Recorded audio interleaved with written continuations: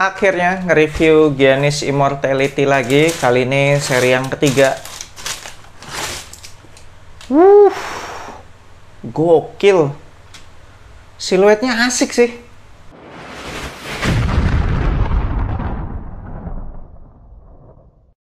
Yo, what's good abas di seluruh Indonesia. Balik lagi sama gue Fatty Brainwash di Anak Basket Channel. Di video kali ini gue akan ngebahas initial review sepatu basket Nike Giannis Immortality 3. Jadi terakhir kali gue nge-review seri Immortality ini itu yang pertama, dan kurang menyenangkan waktu itu pengalaman gue.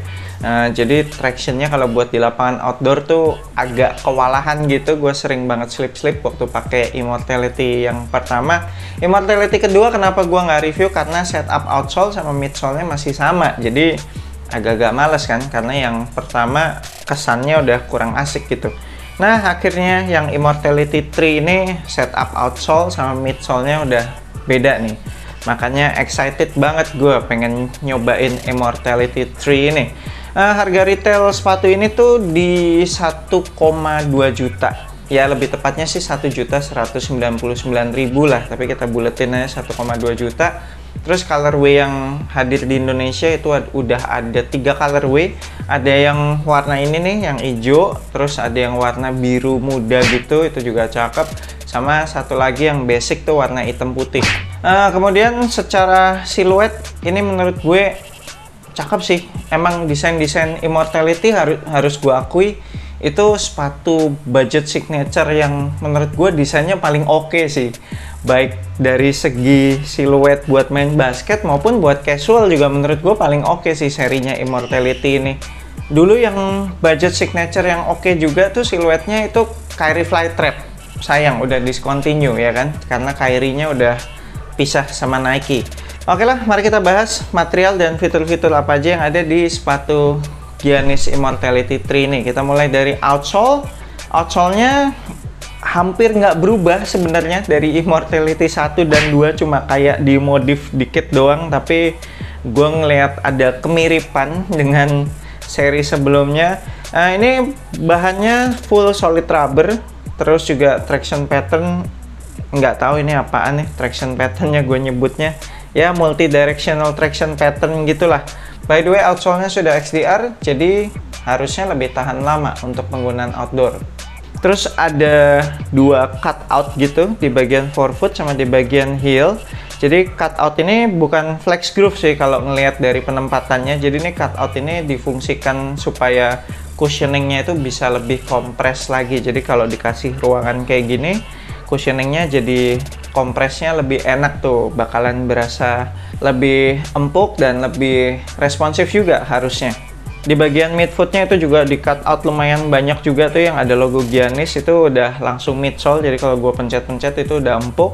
Kemudian ngebahas sedikit detail yang tidak pernah ketinggalan di sepatu-sepatu signature-nya Giannis Antetokounmpo, baik di signature maupun di budget lainnya, itu selalu ada nama-nama keluarganya tuh. Jadi ada Francis, Alex, Kostas, Thanasis, terus bawahnya Liam, Maverick, Maria, Charles, sama Veronica.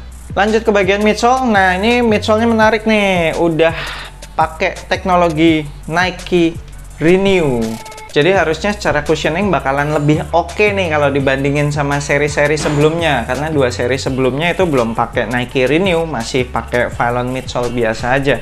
Cuma gue agak bingung ini kenapa ada 2 warna gitu di midsole-nya. Apakah ini dual density foam?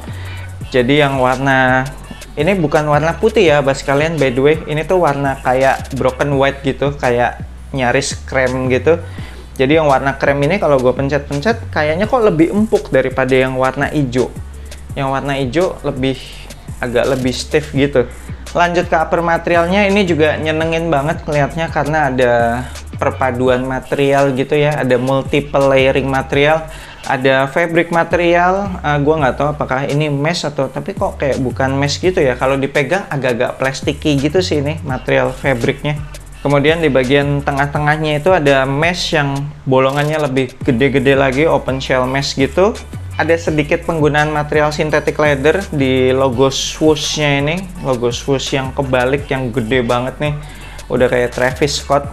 Terus di sekitaran punch hole juga ada penggunaan synthetic leather, kemudian setengah ke belakang itu kayak bahan nylon gitu sih ya, terus dibikin berpadding. Terus di bagian sekitaran toe itu ada fuse overlay juga. Untuk material lidahnya itu pakai mesh juga, kemudian padding lidahnya tipis banget sih padding lidahnya. By the way, ada detail yang keren banget ya di bagian lidahnya, jadi kayak ada pakai bahan synthetic leather gitu, dibentuk kayak segitiga. Habis itu di tengah-tengahnya ada logo Giannisnya, dibordir gitu. Gila, ini sih detailnya asik banget sih. Untuk material talinya, ini material tali standar yang kebanyakan dipakai di sepatu basket ya. Material tali kayak gini nih biasanya nggak gampang lepas, cukup ikat satu kali. Kemudian lacing sistemnya ini menarik, jadi ada traditional punch hole, tapi kemudian di bagian urutan yang ketiga dan keempat itu dikasih bahan synthetic leather gitu, dan itu nyambung sampai ke bagian bawah sepatu ini, jadi kayak sabuk gitu loh. Jadi ketika Bas kalian ngencengin tali sepatunya, si material synthetic leather ini akan memberikan kuncian di bagian midfoot. Ini sih feelsnya biasanya enak banget nih, lacing system yang kayak begini nih. Lanjut ke padded collarnya. Padded collarnya sih oke sih, cukup tebel juga, cukup padat, proper lah ini.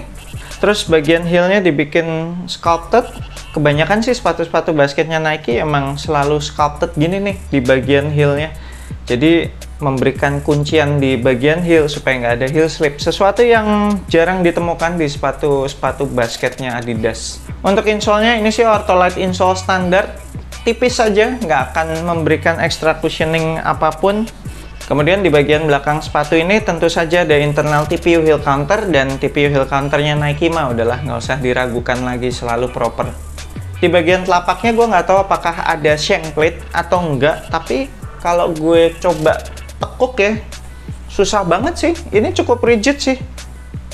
Nice sih, jadi nggak gampang kepelintir. Sepatunya secara torsional support menurut gue udah oke lah ini.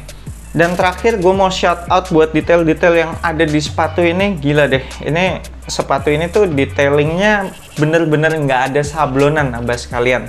Bikin sepatu ini tuh kelihatan cukup premium menurut gue. Sebagai sepatu basket budget, ini bisa dilihat sih kayak detail-detailnya tuh kayak logo swoosh-nya itu dari bahan synthetic leather gitu kan. Terus logo Giannis yang ada di lidah tadi yang udah gue bahas itu juga dari bordiran gitu. Terus di bagian pull tab-nya ini juga ada tulisan Giannis dan logo Nike itu juga bordir. Kemudian ada beberapa logo lainnya yang ada di midsole, ada di outsole, itu semuanya bener-bener yang emboss gitu loh. Jadi bener-bener nggak ada sablonan lah di sepatu ini. Gokil sih. Oke, sekian initial review gue untuk sepatu basket Nike Giannis Immortality 3 ini. Secara siluet menurut gue sepatu ini keren banget. Lagi-lagi tim desainernya Nike berhasil mengeksekusi siluet sepatu basket mereka. Gue salut sih sama desainernya sepatu-sepatu basket Nike tuh. Gokil-gokil sih, siluetnya rata-rata keren semua. Termasuk Giannis Immortality 3 ini, apalagi dengan potongannya yang low cut gini, pastinya cocok lah ini buat casual. Cuma kalau yang warna-warna hijau kayak gini campur pink, agak susah ya matchingin sama outfitnya ya.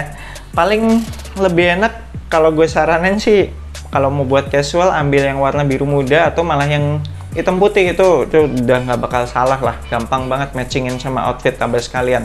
Buat Abas kalian yang tertarik untuk kop sepatu ini, nanti gue akan tinggalin link pembeliannya di deskripsi video ini, cek aja di situ. Thank you banget udah nonton video ini, jangan lupa support gue terus dengan subscribe YouTube Anak Basket Channel, like, share, and comment. I'm Ferdi Brainwash, sampai jumpa di video berikutnya. Semoga asupan basket Anda minggu ini cukup.